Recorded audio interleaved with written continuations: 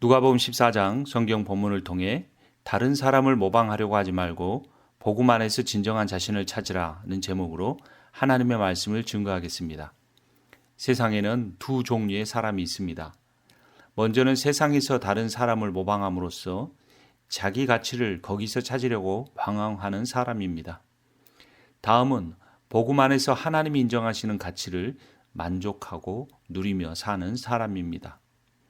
앞의 사람은 자기 소유와 타인의 인정에 집착하지만 후자의 사람은 자기 목숨과 모든 소유를 지불하고 주님을 따릅니다. 진정한 나를 찾게 해주시려고 나를 위해 죽으신 주님을 위해 모든 것을 드릴 수 있습니까?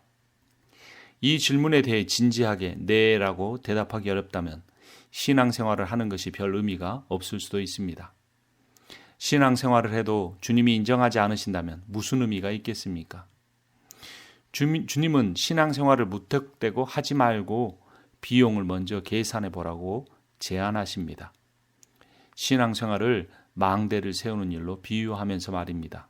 28절입니다. 너희 가운데서 누가 망대를 세우려고 하면 그것을 완성할 만한 비용이 자기에게 있는지를 먼저 앉아서 셈하여 보아야 하지 않겠느냐? 끝마치지 못하면 시작하지 않는 것이 더 낫다는 말씀입니다. 29절에서 30절입니다. 그렇게 하지 않아서 기초만 놓은 채 완성하지 못하면 보는 사람들이 그를 비웃을 것이며 이 사람이 짓기를 시작만 하고 끝내지는 못하였구나 하고 말할 것이다. 주님은 신앙생활을 전쟁에도 비유하십니다. 31절, 32절입니다. 또 어떤 임금이 다른 임금과 싸우러 나가려면 2만 명을 거느리고서 자기에게로 쳐들어오는 그를 자기가 10,000명으로 당해낼 수 있을지를 먼저 앉아서 헤아려 보아야 하지 않겠느냐? 당해낼 수 없겠으면 그가 아직 멀리 있을 동안에 사신을 보내서 화친을 청할 것이라. 문자적으로는 사단과의 싸움이라도 질 것 같으면 시작하지 말라는 의미입니다. 진정한 의미는 이기는 싸움을 하라는 것입니다. 싸움은 시작한다고 다 이기는 것이 아닙니다. 어떻게 해야 전쟁을 패배하거나 중간에 포기하지 않을 수 있을까요? 어떻게 해야 망대를 세우는 일을 중간에 포기하지 않을까요? 33절입니다. 그러므로 이와 같이 너희 가운데서 누구라도 자기 소유를 다 버리지 않으면 내 제자가 될 수 없다. 싸움에서 승리하는 비결은 싸움의 대상이 보이지 않는 사단이기 이전에 보이는 자신임을 깨닫는 것입니다. 자신과의 싸움에서 이김으로써 영적 전쟁에서 승리하는 비결은 소유에 집착하지 않는 삶을 사는 것입니다.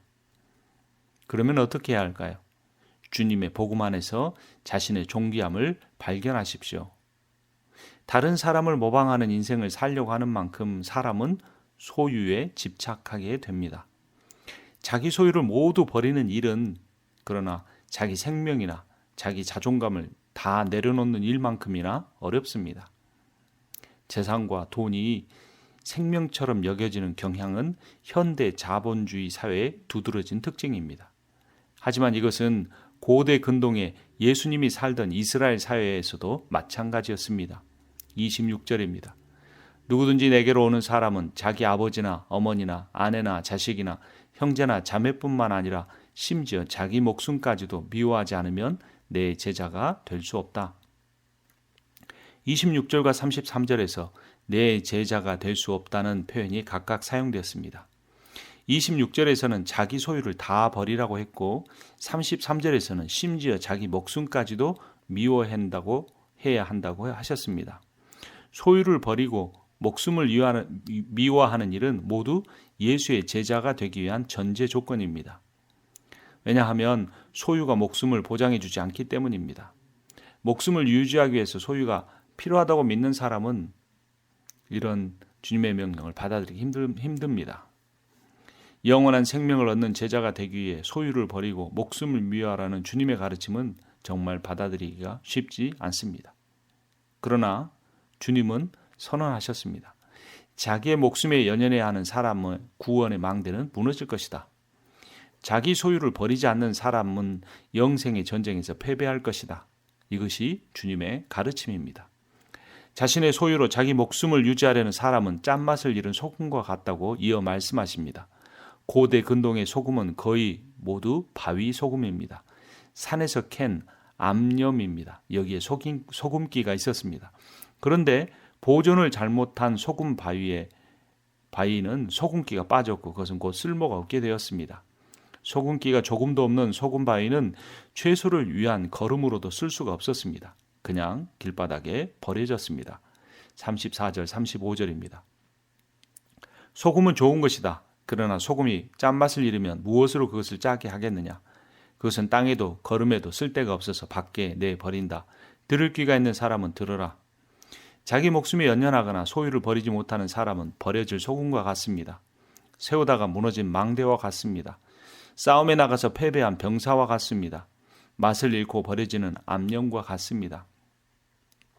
신앙생활이 성경책을 가지고 교회 예배당을 왔다 갔다 하는 것이 아닙니다. 교회 봉사나 헌금 생활도 대단한 일이지만 예수께서 말씀하신 기준에는 못 미칩니다.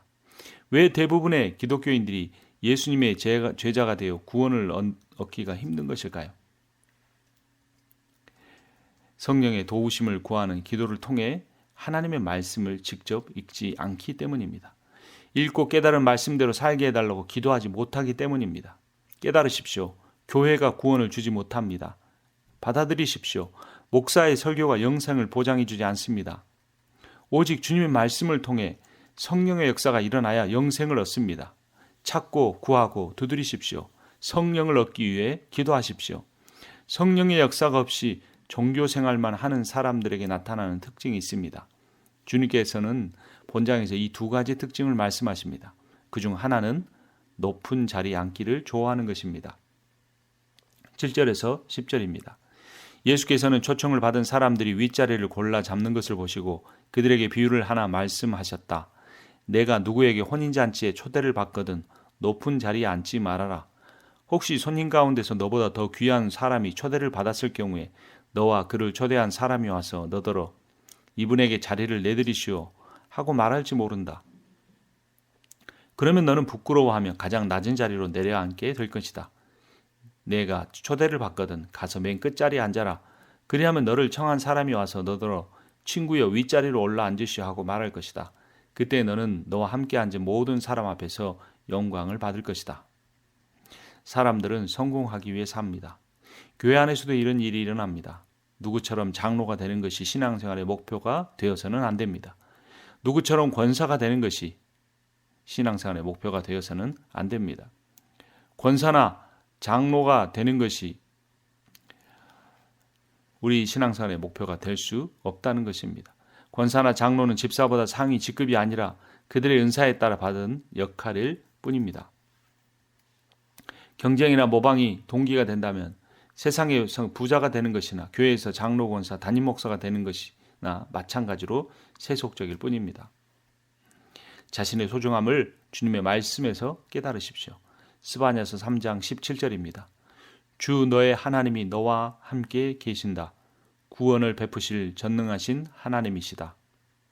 너를 보고서 기뻐하고 반기시고 너를 사랑으로 새롭게 해주시고 너를 보고서 노래하며 기뻐하실 것이다. 이 구절에 목사, 장로, 권사라는 타이틀이 어디에 있습니까? 이 말씀에 부자, 학벌, 집안 성공이 어디에 있습니까? 오히려 부자보다는 가난한 자가, 높은 자리에 오른 이보다는 낮은 자리에 있는 사람이, 건강한 사람보다는 장애를 가진 사람이 하나님 나라에 들어가기 쉽다는 것이 누가복음 14장의 핵심 주제입니다. 사람이 처음에는 기본적인 의식주 해결이 중요하다고 여깁니다. 나중에는 이것이 채워지고 나면 자아 실현이 최고의 목적이 됩니다. 자신의 소유의 증가와 자아 실현을 강렬하게 원합니다. 이 욕망에는 끝이 없습니다. 무한대입니다. 왜 그럴까요? 인간에게는 모방의 욕망이 있기 때문입니다. 하나님의 자리에 오르려고 했던 아담의 욕망입니다. 어떻게 하면 하나님이 될 수 있을까? 인간은 배우자의 하나님이 되기를 원하고 자녀의 하나님이 되기를 원합니다. 가능하기만 하면 모든 사람의 하나님이 되기를 바랍니다. 인간은 하나님이 될 수 없음을 그러나 깨닫게 됩니다. 그리고 하나님이 되는 욕망을 대체할 것을 찾습니다. 하나님은 될 수 없는 대신 모든 사람의 하나님이 될 수 없는 대신 다른 것을 찾습니다. 나와 가장 가까운 사람의 하나님, 내가 비교할 만한 사람의 하나님, 나와 이해 관계가 많은 사람의 하나님이 되는 것입니다. 우리의 근본적인 욕망을 대체할 다른 욕망을 찾은 것입니다. 교회 안에 모 집사보다 더 나으면 된다. 우리 집안에 누구보다 더 잘 살면 된다. 이런 식입니다. 하나님을 모방하고 하나님이 되려는 악한 욕망을 대상을 바꿈으로써라도 실현하려고 하는 것입니다. 누구보다는 더 큰 집에 사는 것, 누구보다는 더 멋진 유행하는 브랜드의 옷을 입는 것, 누구보다는 더 비싼 자동차를 타고 다니는 것을 통해 그들의 하나님이 되려는 것입니다.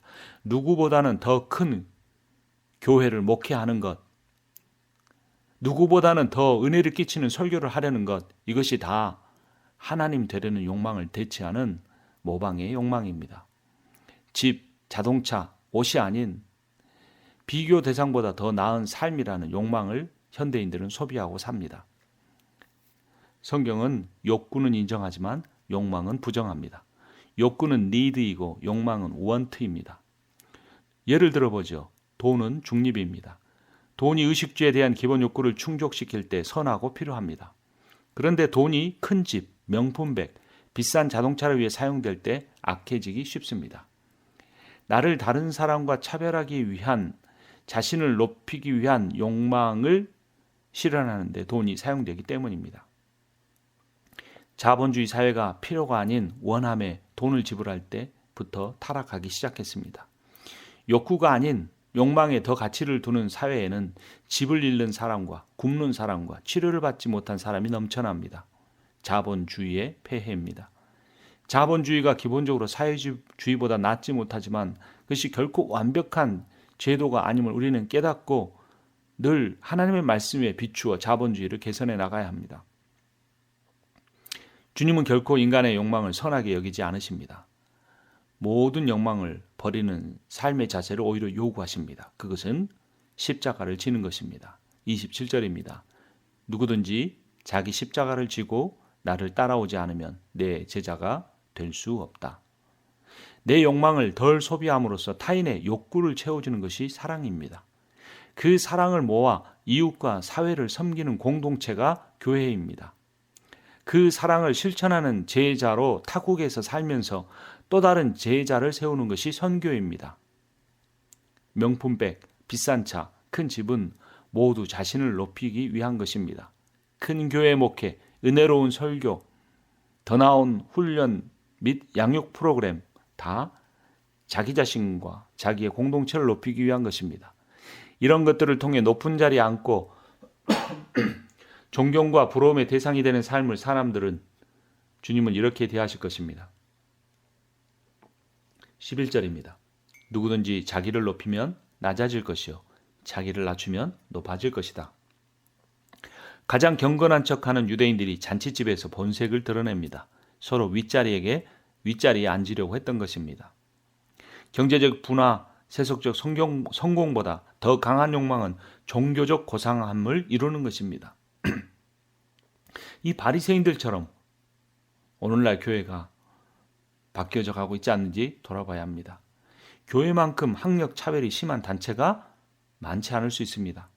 교회만큼 재산 싸움이 많은 공동체가 많지 않을 수 있습니다. 왜 그럴까요? 종교적으로 위장한 세상 모임이기 때문입니다. 빈익빈 부익부가 극심해지고 있습니다. 탐욕의 경쟁이 지나쳐 경제적 하부 구조가 무너지고 있습니다. 가장 위기의 시대인 코로나의 시대에 정말로 고통받는 사람이 구제받는 것이 아니라 그것을 빌미로 부자가 더 많은 부를 모으고 있습니다. 중산층은 그 부가 한쪽으로 몰리는 것을 지켜보다 못해 주식 투자와 부동산 투기에 열광하고 있습니다. 이제 필요에 의해 물건을 주고받는 경제 활동을 하던 시대가 지나갔습니다. 물건이 아닌 욕망을 사고 파는 시대가 되었습니다. 서로 필요한 것을 나누기 위해 주고받는 시대가 아닙니다. 더 많이 남기기 위한 거래는 누군가의 희생을 통해 나의 이익으로 실현되는 것입니다. 예수는 이런 현실적 경제학에 매우 둔감한 어리석은 시골 청년에 불과했습니다. 12절입니다. 예수께서는 자기를 초대한 사람에게도 말씀하셨다.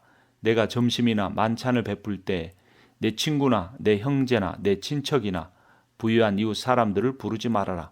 그렇게 하면 그들도 너를 도로 초대하여 내게 되갚아 내 은공이 없어질 것이다. 하나님 나라의 경제학은 give and take가 아니라는 말입니다. 준 사람에게 받는 것이 아닙니다. 주고받지 못하는 비영리적인 정도가 아니고 반영리적인 삶을 산 사람만이 들어가는 곳이 하나님 나라입니다. 그러므로 하나님 나라의 백성들은 어리석은 사람들입니다. 13절 14절입니다. 잔치를 베풀 때 가난한 사람들과 지체에 장애가 있는 사람들과 다리 저는 사람들과 눈먼 사람들을 불러라. 그리하면 내가 복될 것이다. 그들이 내게 갚을 수 없기 때문이다. 의인들이 부활할 때 하나님께서 내게 갚아주실 것이다.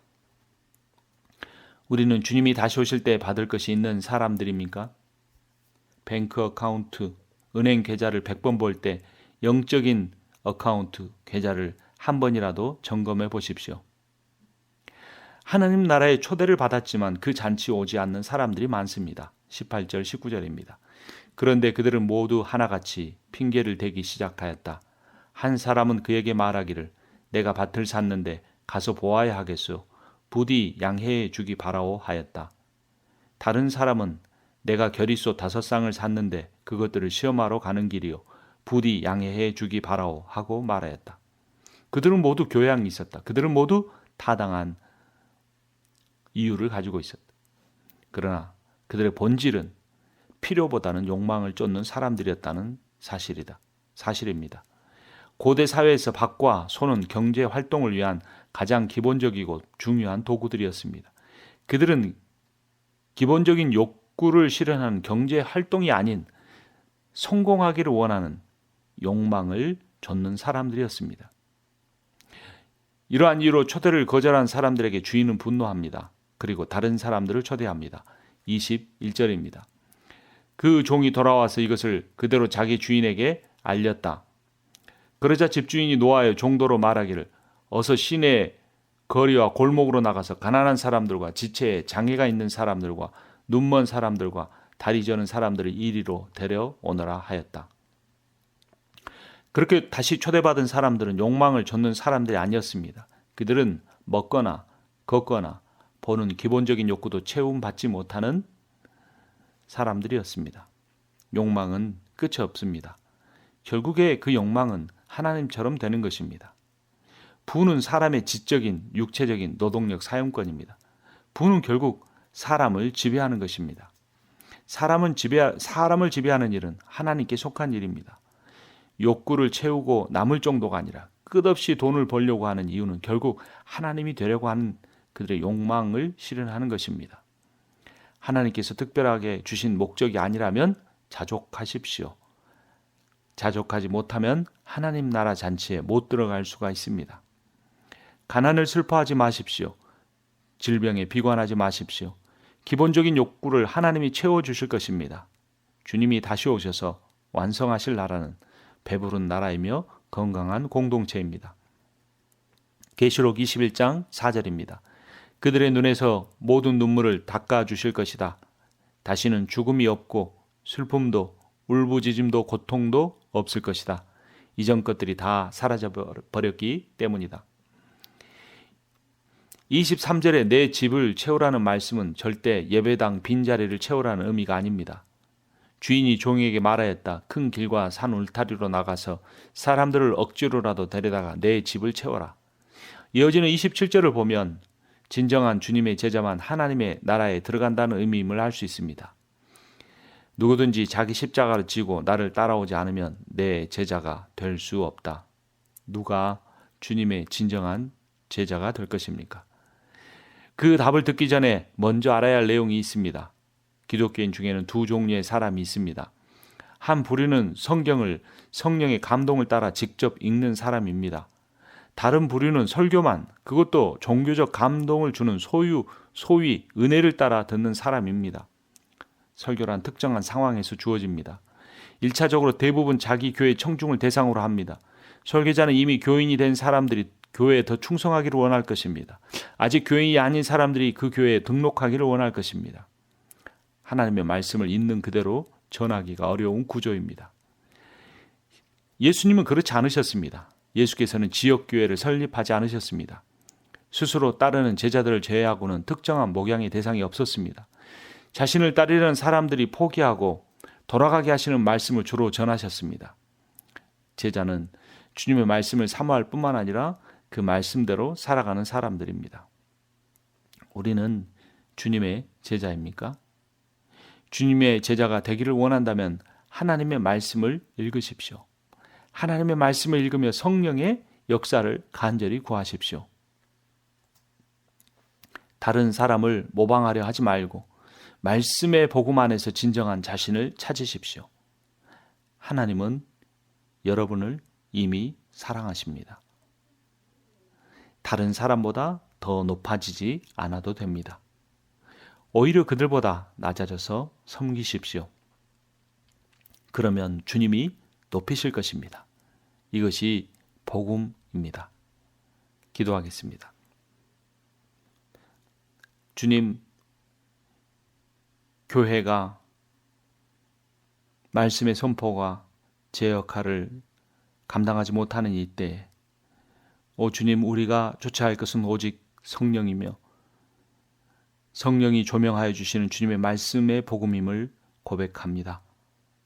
주님, 코로나 팬데믹 상황을 통하여 우리에게 깨닫게 하시기를 원하는 것이 무엇입니까? 교회가 무력하며 기독교인이 무력함이 아닙니까? 오 주님, 주님께서 우리를 존귀하게 여기시기에 우리는 욕망을 따라 사는 사람이 되지 않게 하여 주시고 기본적인 우리의 필요와 욕구를 채우기에 성실하게 일하되 우리의 삶의 근본적인 목표를 다른 사람들도 그 근본적인 욕구를 체험받으며 살 수 있도록 우리가 베풀며 섬기며 살게 해 주시옵소서. 예수 그리스도의 이름으로 기도합니다. 아멘.